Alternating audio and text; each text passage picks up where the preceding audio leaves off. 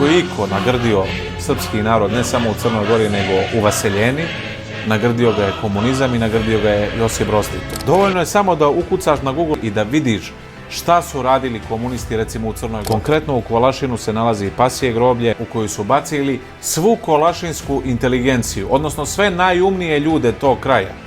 A ko je to radio? Ko je bio protagonista tog događaja? Milovan Đilas je bio naredbodavac po instrukcijama Josipa Broza Tita da sve ljude koji nisu podržavali komunistički režim u tom momentu ubiju. I onda su iznad te jame razapeli krst ili neku motku i na nju su objesili psa.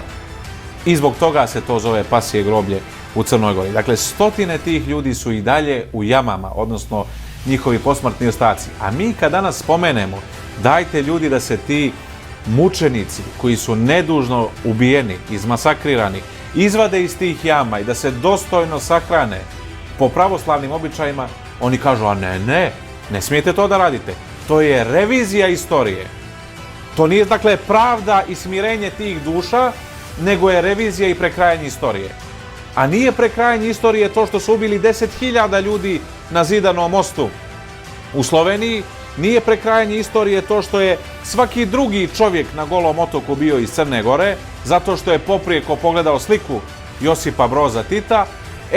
Baš zbog tih stvari, pravo da vam kažem, ja hoću da pričam na te teme. I pitali ste me kako da se borimo protiv tih stvari.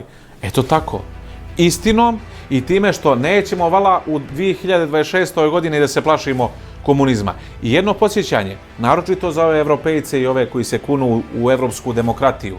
Evropski parlament je 2009. godine izjednačio komunizam, fašizam i nacizam kao jednako katastrofalne totalitarne ideologije koje su odgovorne za smrt više desetina miliona ljudi u svijetu.